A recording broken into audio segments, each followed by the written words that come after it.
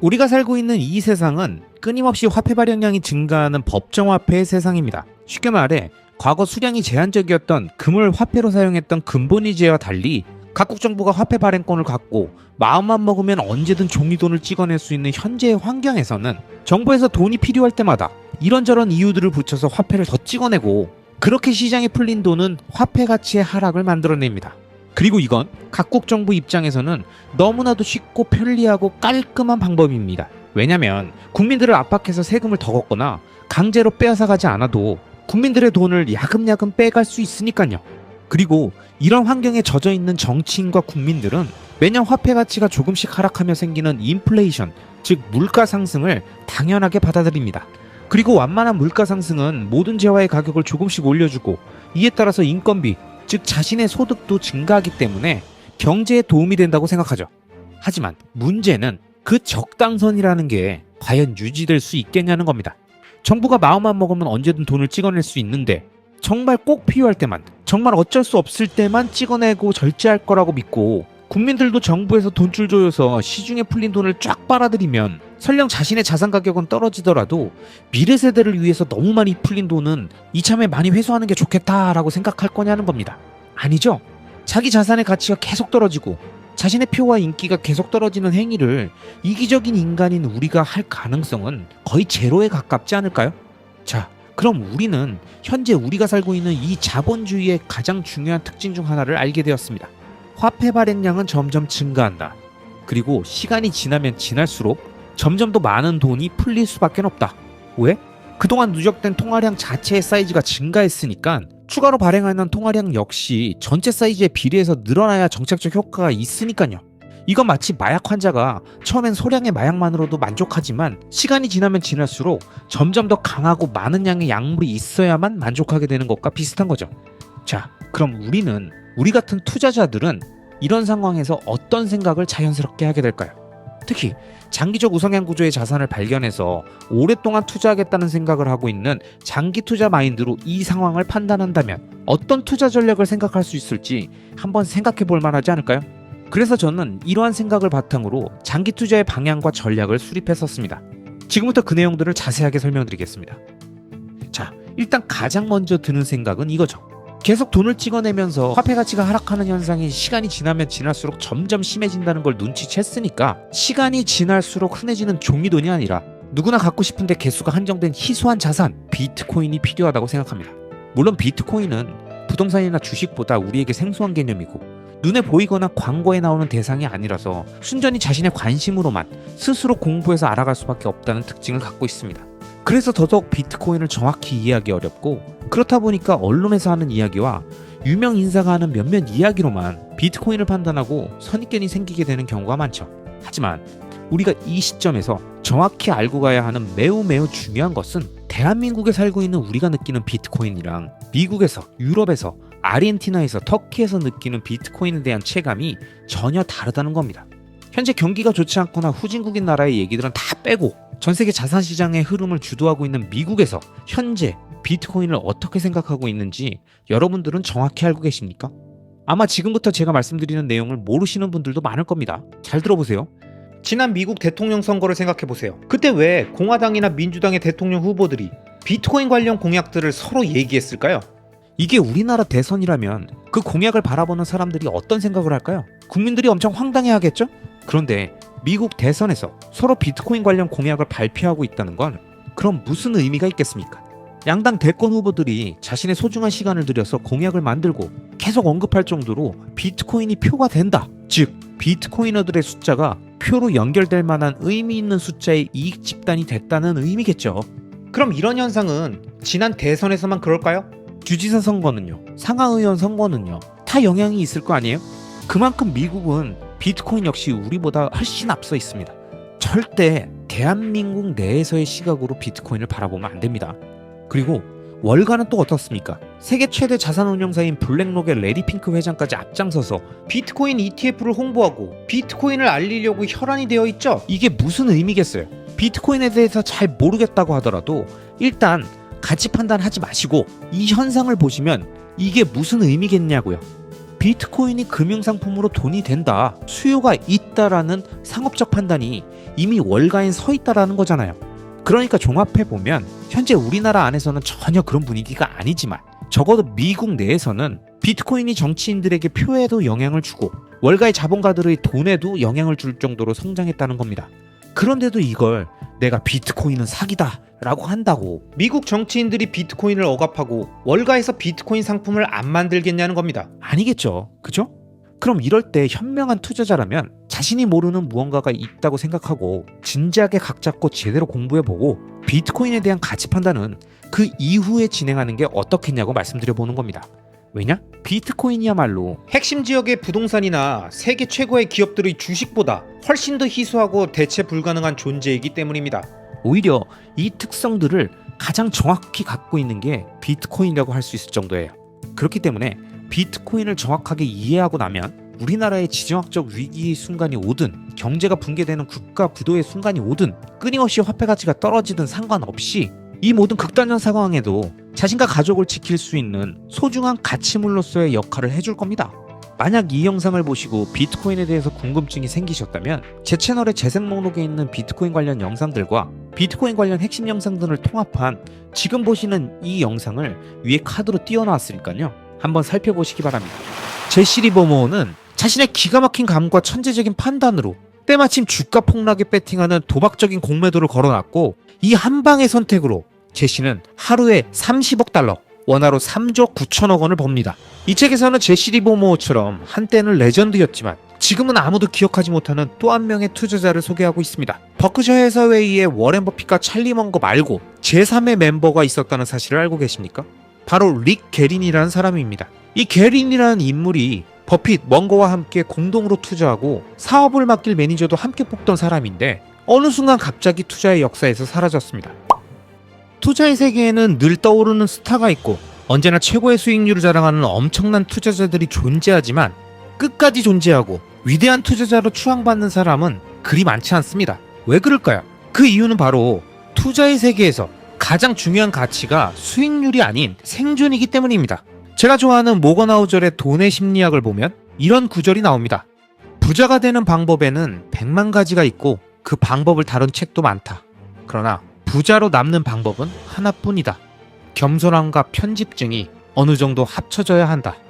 여러분, 이 문장의 의미에 대해서 이번 영상을 통해 투자의 세계에서 가장 중요하고 저 역시 가장 의미 있는 가치 중에 하나로 생각하고 있는 생존의 중요성에 대해서 실존 인물 2명의 이야기를 통해서 설명해 드리겠습니다.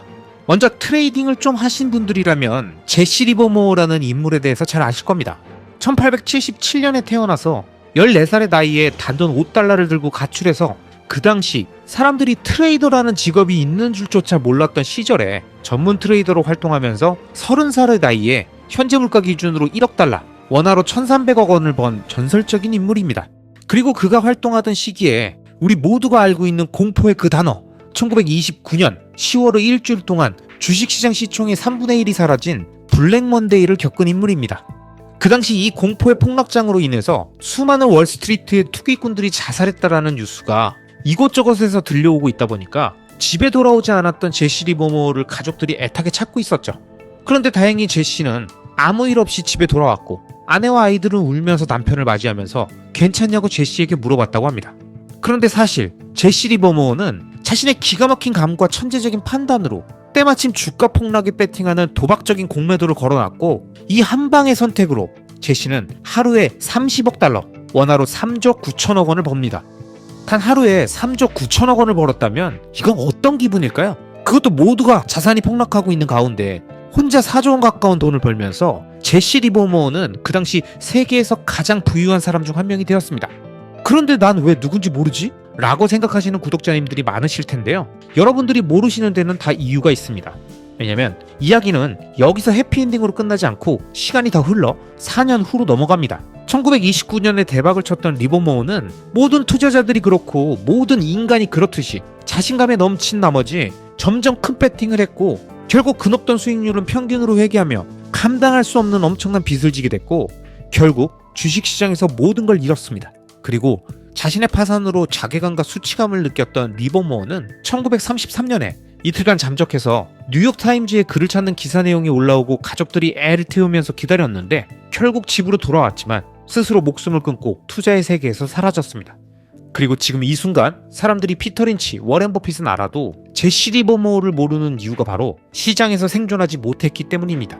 그래서 모건 하우절은 이 책에서 금전적인 성공을 한 단어로 요약한다면 생존이라고 생각했습니다.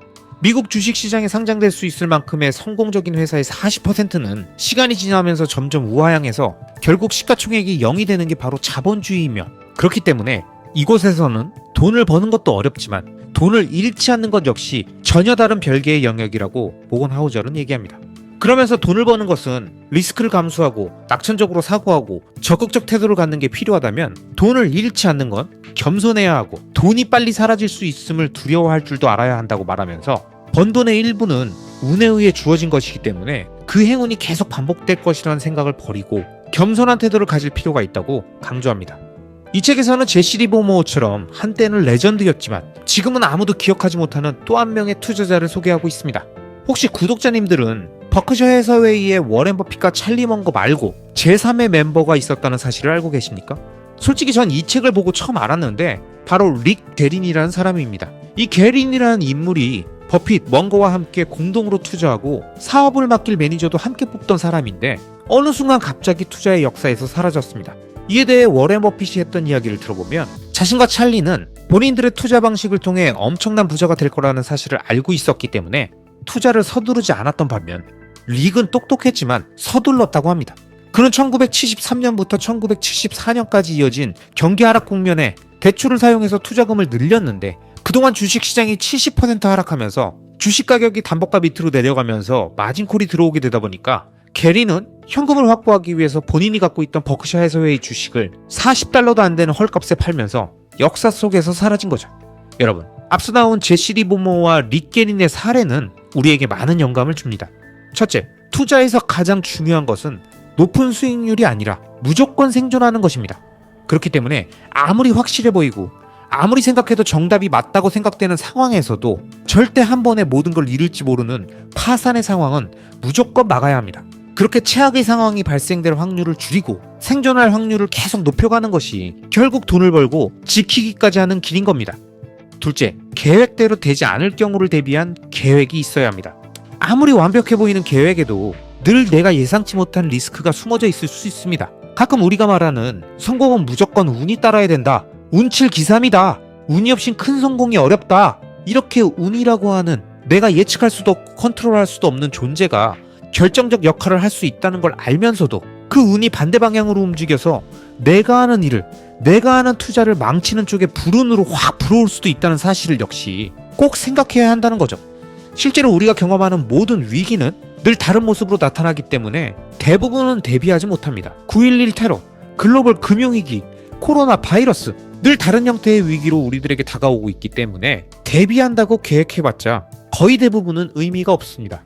결국 살아남았을 때만 그 모든 계획들이 의미 있고 빛나게 되는 거 아니겠습니까? 지난 부동산 하락기에 역전세로 무너진 투자자들을 보면 갭 투자를 하면서 임차인 보증금에 선순위로 은행 대출까지 풀로 땡겨서 갭을 최소화하면서 투자했던 분들이 대부분입니다. 이렇게 레버리지의 비율을 맥스로 올리려는 마인드가 바로 수익률 극대화라는 유혹 때문이고, 이 유혹에 빠져서 자신의 투자금을 최소화하고 은행과 임차인의 자금을 최대한 활용했다가 부동산 경기가 얼어붙는 시점이 강하게 오니까 그 순간을 견디지 못하고 줄줄이 파산하게 된 겁니다.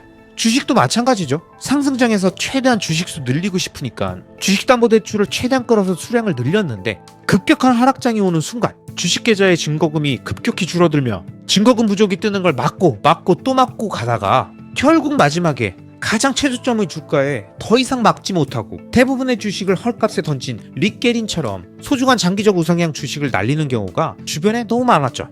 배율이 10배, 30배, 100배나 되는 선물 거래가 가능한 암호화폐의 경우엔 이런 청산 케이스가 주변에 널렸습니다.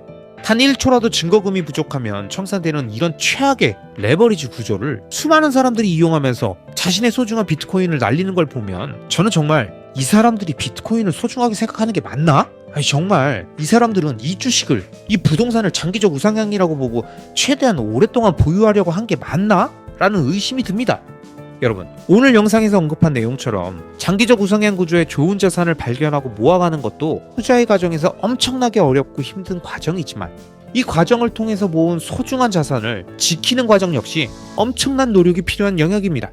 그 자산을 지키고 불리는데 방해가 되는 요소들을 최대한 제거하고 구조적으로 자신에게 불리한 상황이 연출될 수 있는 경우의 수를 줄이는 힘이만이 수량이 많고 적음을 떠나서 자신이 소중하게 생각하고 지키고 싶고 모으고 싶은 좋은 자산을 파산 없이, 마진콜 없이, 강제청산 없이, 돈맥경화로 터지는 일 없이 최대한 최악의 상황이 발생되지 않고 온전히 나머지 리스크를 시간으로 녹여 수익으로 치환할 수 있는 정상적인 투자의 구조를 만들어줘야 우리가 기대하는 2030년 그 자산들이 결국 위대한 결과를 구현했을 때, 그 놀라운 투자 성과를 보여줬을 때 뒤에서 씁쓸한 표정 짓지 않고 온전히 그 기쁨을, 그 성과를 누릴 수 있을 겁니다.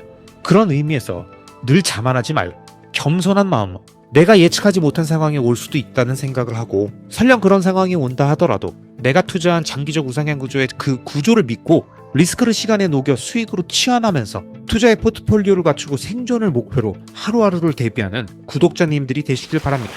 내가 투자라는 행위를 하면서 매일 노동을 하듯이 시간과 공간에 얽매여 있다면, 내가 없으면 투자가 되지 않는다면 이게 투자입니까? 노동입니까? 매일 투자한다면서 컴퓨터 앞에 앉아서 이것저것 샀다 팔았다 하면서 한시도 그곳을 떠나지 못하고 있다면, 회사에서 일하는 동안, 가게에서 일하는 동안에도 끊임없이 스마트폰으로 가격을 확인하고 화장실과 탕비실을 들락거리면서 매매를 하고 있다면 이게 시공간의 자유를 얻기 위한 방법이 맞을까요? 전 절대 아니라고 생각합니다.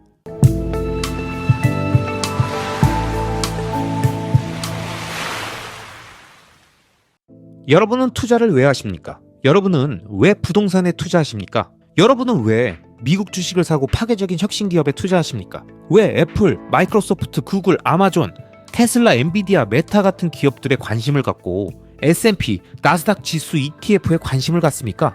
왜 비트코인을 계속 매집해야 한다고 생각하시냐고요? 대부분의 사람들은 자신이 투자하는 이유, 즉 왜, why를 생각하기 전에 투자를 하는 방식인 어떻게, 즉 how, 또는 더 구체적인 투자 대상인 what, 즉 무엇에 투자하는지에만 집중합니다. 누가 어떤 자산이 좋다더라, 누가 그러는데 어떤 자산이 오른다더라 와 같이 왜 투자를 하는지에 대한 근원적인 why에 대한 질문 없이 바로 어떤 걸 사야 하냐, 그래서 사요 마요 같은 질문만 계속하게 되는 겁니다. 그리고 그렇게 what에 집중한 투자는 그 다음 그 자산을 어떻게 매수해야 하는지, 매매 전략이나 투자 기간, 목표 가격 같은 방법, 즉 how로 올라가면서 자신의 투자 원칙이 정립됐다고 생각하죠. 하지만 여러분, 이렇게 what에서 시작해서 how로 올라가는 방식의 사고는 그 문제의 본질을 생각하지 않고 가장 끝단의 지엽적인 내용들에만 집중한 사고의 흐름이기 때문에 언제든 본인이 생각하지 않은 흐름이 나오거나 급변하는 상황, 더 쏠깃한 다른 투자 대상이나 방법이 귀에 들어오면 팔랑거리는 귀와 함께 그곳으로 나비처럼 또 날아가 버립니다. 그럼 우리는 어떻게 투자를 시작해야 할까요? 제가 늘 말씀드리지만 투자에는 다양한 how와 what이 존재합니다. 그리고 이런 how와 what에는 정답이 없습니다. 왜냐면 난 왜 투자를 했는가? 난 왜 투자를 해야 하는가? 즉 이 why에 대한 질문에 어떤 답을 하느냐에 따라 그 다음에 이어지는 how와 what이 결정되기 때문입니다. 이 내용을 가장 잘 보여주는 표가 바로 테드톡 강의 동영상 역사상 역대 두 번째로 많이 재생된 레전드 영상을 2009년에 남기며 등장해서 세계적인 베스트셀러인 스타트 위드 Why를 저술한 사이먼 시넥의 골든서클 이론입니다. 사이먼 시넥의 골든서클은 원의 코어에 Why가 위치하고 그 다음에 How, 마지막에 What이 위치하면서 우리가 목표하는 모든 행동의 가치를 판단할 때 서클의 가장자리에 있어 쉽게 떠오르고 당장 손에 잡히는 What에 대한 고민이 아니라 코어에 해당되는 Why, 즉 그 행위에 대한 근원적인 질문과 자신의 목적, 대의, 신념을 먼저 명확하게 정의해야 그 흐름에 따라 자연스럽게 how와 what이 결정된다는 걸 설명해 줍니다. 그렇기 때문에 우리가 올바른 투자를 진행하려면 차분히 why, how, what의 질문들을 순차적으로 던지면서 스스로의 생각을 정리해야 합니다. 자, 그럼 첫 번째 질문을 던집니다. 나는 왜 투자를 하는가? 이 근원적인 질문에 대한 답은 모두가 다 비슷한 듯 조금씩 다 다르겠지만 저는 여러 영상을 통해 이에 대한 제 생각을 여러분들께 말씀드렸습니다. 경제적 자립을 통해 시공간의 자유를 얻는다. 바로 이 문장이 제가 생각하는 투자를 하는 이유입니다. 만약 여러분이 직장인이라면 회사라는 타이틀과 명함이 없이는 단 하나도 스스로 만들거나 판매해 본 적이 없고 철저하게 경제적으로 월급에 의존된 상태니까 경제적 자립의 상태가 아니겠죠? 또한 매일 8시간 근무라는 시간과 공간의 제약을 받으면서 정년까지 근무하는 걸 목표로 살아가는 삶 역시 제가 생각하는 주도적인 삶이 아니었습니다. 매년 인사고가라는 회사의 제도에 맞춰서 타인의 손끝에 자신의 운명을 올려놓아야 하고, 그것보다 훨씬 큰 문제인 매년 화폐 가치가 실질 인플레이션 기준으로 8%씩 상승하고 있는 살인적인 현 상황을 우리들 대부분의 연봉 인상률은 절대 맞춰줄 수가 없다는 겁니다. 자, 이제 우리가 투자를 해야 하는 이유는 명확해졌습니다. 만약 우리가 경제적 자립과 시공간의 자유를 얻고자 한다면 현재 열심히 일해서 벌고 있는 노동소득과 자신의 남은 시간과 에너지를 매년 8% 이상 오르면서 가치를 방어해 줄 수 있는 자산이나 사업체 구축 또는 자신의 가치를 올리는 새로운 도전에 투입해야 한다는 겁니다. 그리고 이 모든 것들을 투자라는 사전적 의미인 이익을 얻기 위해 어떤 일이나 사업에 자본을 대거나 시간이나 정성을 쏟음이라는 표현처럼 자신이 생각하는 장기적 우상향 구조의 자산과 행위에 자신의 소중한 자본과 시간 그리고 에너지를 쏟아붓는 모든 걸 저는 투자라고 부릅니다. 하지만 이번 영상에서는 좀 더 범위를 좁혀서 자산 투자에 대한 부분만 계속 설명해 보겠습니다. 자, 여러분, 그럼 우린 왜 투자를 하고 있는지에 대해서 질문하고 경제적 자립을 통해 시공간의 자유를 얻는다라는 대답까지 하고 이 목표를 위해 자산에 투자한다라는 내용까지 정리했습니다. 그럼 자연스럽게 다음 질문이 나올 겁니다. 어떻게 투자를 해야 할까? 전 이에 대한 해답 역시 시공간의 자유라는 문장에서 찾을 수 있다고 생각합니다. 우리가 어떻게 투자를 할까를 고민할 때 가장 중요하게 생각해야 할 추가적인 질문은 이 투자가 나에게 시간의 자유를 주는가? 이 투자가 나에게 공간의 자유를 주는가? 바로 이겁니다. 내가 투자라는 행위를 하면서 매일 노동을 하듯이 시간과 공간에 얽매여 있다면, 내가 없으면 투자가 되지 않는다면 이게 투자입니까? 노동입니까? 매일 투자한다면서 컴퓨터 앞에 앉아서 이것저것 샀다 팔았다 하면서 한시도 그곳을 떠나지 못하고 있다면, 회사에서 일하는 동안, 가게에서 일하는 동안에도 끊임없이 스마트폰으로 가격을 확인하고 화장실과 탕비실 들락거리면서 매매를 하고 있다면 이게 시공간의 자유를 얻기 위한 방법이 맞을까요? 전 절대 아니라고 생각합니다. 적어도 제가 말씀드린 투자를 하는 이유인 시공간의 자유를 얻겠다는 개념하고는 안 맞는 거예요. 이 개념에 맞는 투자의 방법은 내가 투자의 결정을 내린 이후엔 그 투자를 이어가기 위해 끊임없이 자신의 시간을 들여서 순간순간 판단하는 일이 없는 투자, 내가 특정 장소에 계속 있지 않아도 되고, 그래서 어느 공간에서나 생각하고 판단해서 결정해도 전혀 문제없는 투자를 하는 겁니다. 대한민국 사람이라서 국내 주식에 투자하고 그러면서 국장은 횡보하는 박스피라 살아남기 위해선 샀다 팔았다 해야 되고, 꼭 화폐는 원화로 표시된 자산만 있어야 하고, 리스크 분산한다면서 달러 조금 들고 있는 게 아니라 전 세계 어느 곳으로 언제든 이동시킬 수 있는 진정한 시공간의 자유를 갖고 있는 건전화폐인 비트코인을 함께 보유하고 있으면 안 되냐고요. 이렇게 우리는 왜 투자를 하는가에 대한 질문의 답인 경제적 자립을 통해 시공간의 자유를 얻는다라는 투자의 이유를 정확히 도출하고 나니까 자연스럽게 어떻게 투자를 해야 하는지에 대한 접근법이 정리되지 않습니까? 그리고 저는 어떻게 투자를 해야 하는가에 대한 이 질문에 리스크를 시간에 녹여 수익으로 치환한다라는 저만의 철학을 한 문장으로 정립하고 투자에서 가장 중요한 시간의 개념을 복리라는 개념, 시간선호라는 개념으로 확장해서 자연스럽게 장기 투자의 길로 들어서게 되었습니다. 하지만 아직도 수많은 사람들이 리스크를 시간이 아닌 매매의 타이밍으로 덜어내는 트레이더의 마인드로 행동하면서 본인은 투자를 하고 있다고 생각하는 오류를 보이고 있지만, 지금 이 순간에도 왜 투자를 해야 하는지와 어떻게 투자를 해야 하는지를 스스로 정리한 사람들은 자연스럽게 자신에게 맞는 투자의 방식을 선택하고 흔들림 없이 그 길을 가고 계실 겁니다. 그리고 그 중에는 저와 같은 답을 도출하고 장기 투자자의 길로 들어서서 리스크를 시간에 녹이는 방법을 계속 익히고 체화하기 위해서 끊임없이 마인드셋을 하고 시간 선호를 낮게 유지하기 위해 자신의 능력을 키우고 발전시키면서 월 현금 흐름 창출 능력을 높이기 위해서 노력하고 계시는 수많은 분들이 이 채널에 모여서 함께 이 영상을 봐주고 계십니다.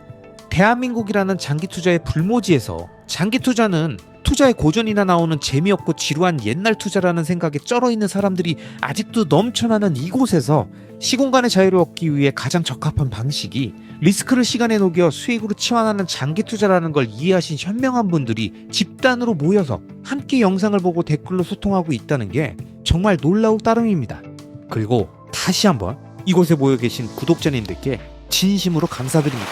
매일 아침 수많은 사람들이 오가는 도로와 지하철을 통해서 출근하고 회사와 자신의 가게에서 오늘도 바쁘게 하루를 시작하시는 구독자 여러분, 새로운 한 주가 시작되면 이번 주엔 이것 좀 해봐야지, 저것 좀 봐야지 하다가 정신없이 일주일이 지나가 버리시죠? 그렇게 일주일, 한 달, 두 달, 1분기 시간은 휙휙 지나갑니다. 그리고 우린 늘 이렇게 말합니다.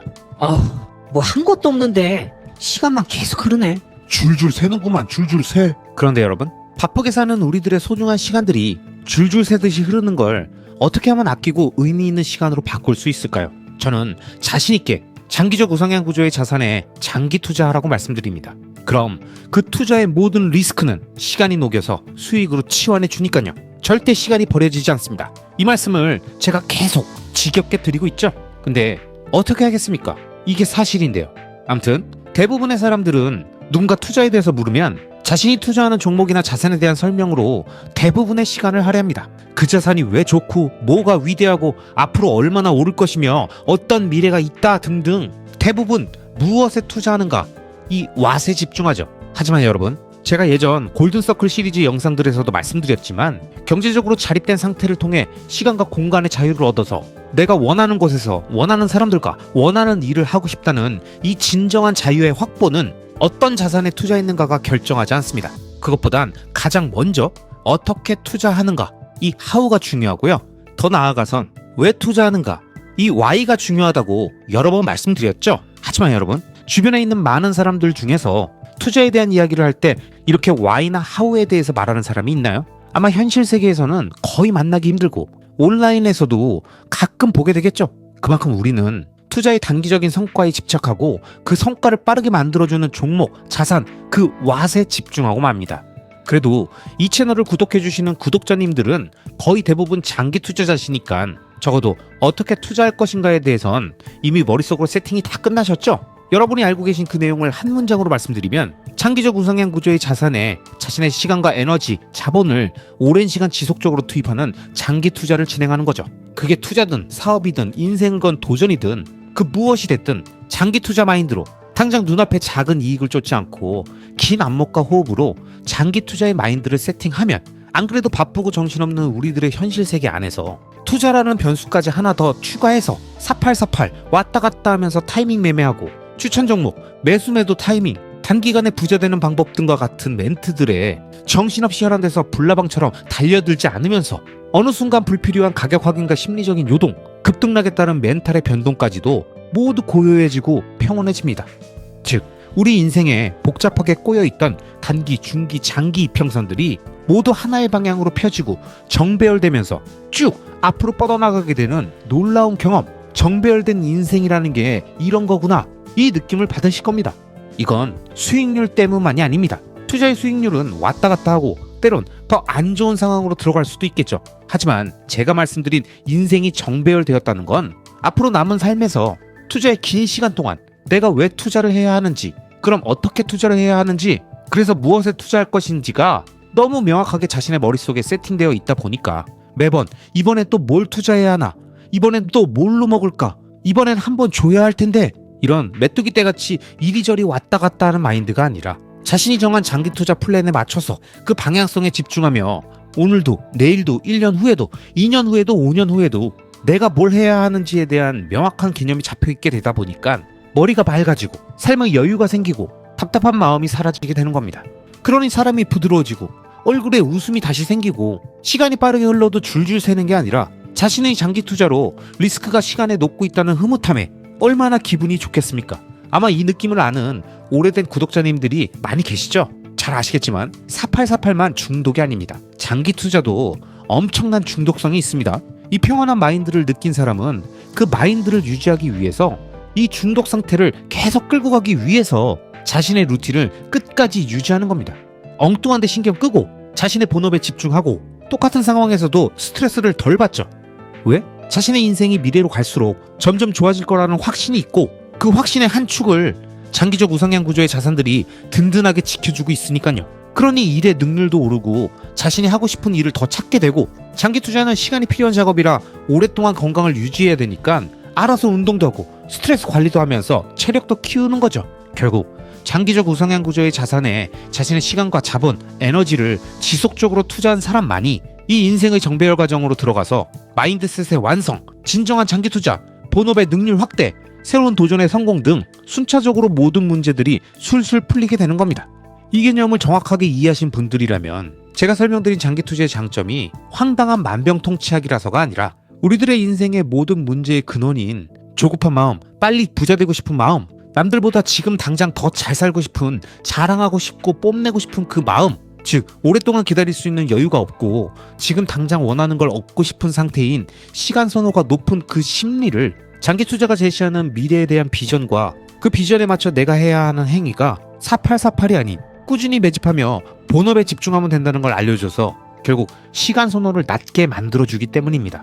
이 간단해 보이는 원리를 이론적으로 이해했고 동의한다면 이제부터 장기 투자에 적합한 대상을 찾는 겁니다. 투자를 얘기하더라도 이때부터 어떤 자산인가에 대한 이야기가 이제야 나오는 겁니다. 그리고 그 자산들은 무조건 장기 투자가 가능한 속성들을 갖고 있어야 하고 그 자산을 소유함으로써 자신의 시간 선호를 낮게 유지하는데 도움이 되어야 하는 거죠. 이러한 과정 속에서 자신의 투자 수익률은 리스크를 시간에 녹이며 하락장을 지나 상승장을 거치고 다시 하락하면서 상승분을 반납하고 안전마진을 남깁니다. 그리고 그 안전마진으로부터 다시 시작해서 또 반등과 상승장이 오고 다시 하락하며 안전마진이 추가로 쌓이면서 점점 수익률 그래프의 하단선을 위로 올리고 상단선을 높이면서 세 자릿수의 수익률을 만들고 계속 사이클을 반복해 나가면서 큰 규모의 자산을 만들어주는 겁니다. 4848하던 수많은 사람들이 배팅을 반복하며 초반에 좋았던 운빨이 중간에 몰렸던 운빨이 결국 평균에 수렴하면서 점점 자산가의 길에서 멀어질 때 장기적 우상향 구조의 자산가 행위에 집중했던 사람들만이 처음엔 이해가 안 갔던 믿기지 않았던 큰 규모의 자산을 그것도 긴 시간에 걸쳐 상승과 하락을 통해서 다지면서 온전히 자신의 것으로 만들며 단순히 규모를 키웠다가 아닌 제대로 지키고 불릴 수 있는 준비된 자산가가 되는 겁니다. 어떠십니까 여러분? 장기 투자 해야 되지 않겠습니까? 장기 투자가 만들 미래가 머릿속에 선명하게 그려지시죠? 내가 지금 무엇을 해야 되고 뭘 하지 말아야 하는지 내 인생의 5개년 계획, 10개년 계획, 2030년 프로젝트, 2040년 프로젝트를 진행한다면 그 위대한 플랜에 왜 장기 투자가 포함되어야 하는지를 정확히 이해하셨을 겁니다. 여러분, 저는 능력이 부족해서 단기간에 부자가 되는 방법을 알지 못합니다.